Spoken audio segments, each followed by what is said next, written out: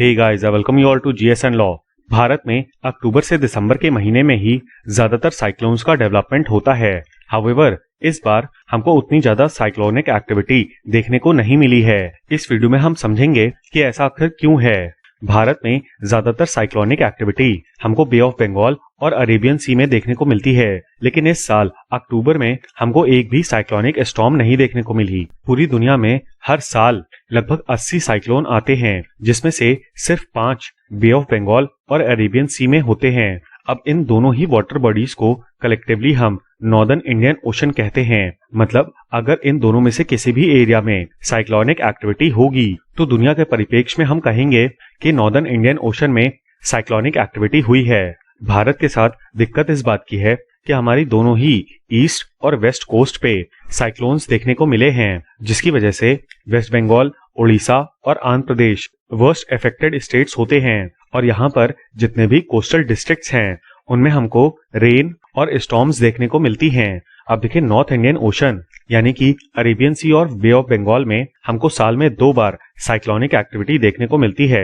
एक तो अप्रैल से जून तक और दूसरा अक्टूबर से दिसंबर तक। अप्रैल से जून वाले पीरियड को हम प्री मानसून कहते हैं, जबकि अक्टूबर से दिसंबर वाले पीरियड को हम पोस्ट मानसून कहते हैं। अब इन सारे मंथ्स में से मई और नवंबर सबसे ज्यादा साइक्लोन प्रोन मंथ्स हैं। अब अक्टूबर के महीने में जो साइक्लोनिक डिस्टर्बेंसेस हैं वो लो प्रेशर और डिप्रेशन की वजह से होती हैं, और इस टाइम पीरियड में 31 से 61 किलोमीटर पर आवर की रफ्तार वाली हवाएं हमको देखने को मिलती हैं। अब देखिए, ये जो स्टॉर्म्स हैं ये हमको लैंड और सी दोनों पे ही देखने को मिल सकती हैं। अब देखिए, बे ऑफ बंगाल में जो भी ओशन डिस्टर्बेंसेस हैं वो साउथ चाइना से आती हैं। आइए देखते हैं कि मैप में ये मूवमेंट कैसा होता है। अब देखिए, ये है इंडिया और ये है हमारा नॉर्दर्न इंडियन ओशन, जिसमें इंडिया के ईस्टर्न साइड पे पड़ता है बे ऑफ बंगाल। आसियान कंट्रीज के बाद हमको देखने को मिलता है साउथ चाइना सी। अब हमने पढ़ा कि जो साइक्लोनिक स्टॉर्म्स हैं वो लैंड और वाटर दोनों में ही देखने को मिल सकती हैं। इसका कारण ये है कि ये दोनों ही वाटर बॉडीज यानी कि बे ऑफ बंगाल और साउथ चाइना सी आपस में ओशन के थ्रू कनेक्टेड हैं, बट इन दोनों के बीच में लैंड का एक लार्ज चंक आ जाता है, जिसके कारण कुछ भी फिक्स नहीं होता कि ये स्टॉर्म्स भारत की लैंड को हिट करेंगी या फिर बे ऑफ बंगाल के वाटर को। अब देखिए, आईएमडी यानी कि इंडियन मेट्रोलॉजिकल डिपार्टमेंट ये अनुमान लगाता है कि अक्टूबर के महीने में हमको 1 या फिर 2 साइक्लोन्स देखने को मिल जाएंगे, बट इस साल ऐसा नहीं हुआ। अब देखिए, साइक्लोनिक डिस्टर्बेंसेस तो देखने को मिले, बट कोई भी डिस्टर्बेंसेस इतने ज्यादा इंटेंसिफाई नहीं हो पाए कि एक साइक्लोन का फॉर्मेशन हो जाए। अब अगर साइक्लोनिक डिस्टर्बेंसेस में से साइक्लोन नहीं बनता तो हमको बहुत ही ज्यादा रेनफॉल देखने को मिलती है, और इस केस में एक साइक्लोनिक डिस्टर्बेंस ने आंध्र प्रदेश और तेलंगाना में भारी बारिश की from the side of Bay of Bengal, जबकि अरेबियन सी वाली साइक्लोनिक डिस्टर्बेंस ने कर्नाटक और महाराष्ट्र में काफी ज्यादा बारिश की। इसके अलावा हमको वेस्ट बंगाल और बांग्लादेश में भी काफी ज्यादा बारिश देखने को मिली है। सवाल बनता है कि इस साल ऐसा क्या अलग हुआ।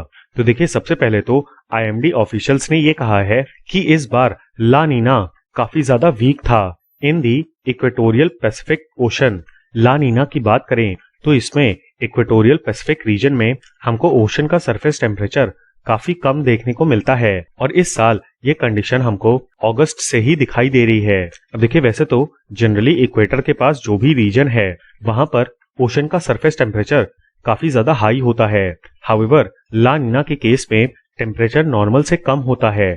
आइए समझते हैं कि ऐसा क्यों है। अब देखिए, है क्या, यूएसए के ऊपर कनाडा में टेम्परेचर काफी ज्यादा कम होता है, और जब भी इस रीजन में भारी बारिश या फिर स्नोफॉल होती है और उसी समय पे ट्रेड विंड्स भी चलने लगती हैं, तो मेक्सिको के ड्राई एंड वार्म वेदर से इंटरेक्ट करने के बाद इस पूरे रीजन में एक कोल्ड वाटर का करंट बन जाता है। अब देखिए, यहाँ पे साउथ अमेरिका में एंडीज माउंटेन रेंज है जो कि हवा के लिए एक बैरियर का काम करती है। लगभग साउथ अमेरिका के वेस्टर्न कोस्ट को एंडीज माउंटेन्स ने कवर कर रखा है। इसकी वजह से जो भी विंड्स ऑस्ट्रेलिया की तरफ से साउथ अमेरिका पहुंचती हैं वो डिफ्लेक्ट हो जाती हैं और इस कोल्ड करंट से होके गुजरती हैं। अब हवाएं इधर से भी आ रही हैं और कनाडा से भी आ रही हैं। ऐसे में विंड का वॉल्यूम काफी ज्यादा हो जाता है, जिसकी वजह से ओशन का सरफेस वाटर ठंडा पड़ने लगता है। जनरली इस ओशन वाटर का जो टेम्परेचर है वो हाई रहता है और इसी वजह से जब विंड के साथ मॉइस्चर का मूवमेंट होता है तो हमको बे ऑफ बंगाल वाले रीजन में साइक्लोन्स देखने को मिलते हैं। बट अब क्योंकि ये पानी ठंडा हो गया है तो इवेपोरेशन कम हो जाएगा and as a result cyclonic activity बनेगी तो बट वो उतना डैमेज नहीं कर पाएगी। इसी वजह से इस साल हमको अक्टूबर में इन सारे एरियाज में रेनफॉल तो देखने को मिली बट बड़े साइक्लोन्स नहीं आए। यहाँ पर आप सवाल पूछ सकते हैं कि साइक्लोन्स अक्टूबर से दिसंबर के बीच में आते हैं और ऐसे में अक्टूबर में साइक्लोन्स नहीं आए तो क्या आगे भी नहीं आएंगे।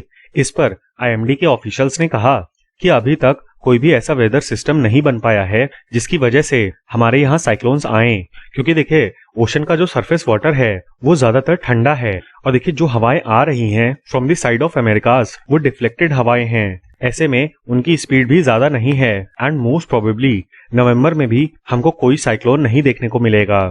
तो ये था हमारा एनालिसिस भारत के साइक्लोनिक सिस्टम का। उम्मीद है कि आपको ये वीडियो पसंद आया होगा। इस वीडियो का पीडीएफ आपको हमारे टेलीग्राम चैनल पे मिल जाएगा और हाँ, please don't forget to like, share and subscribe.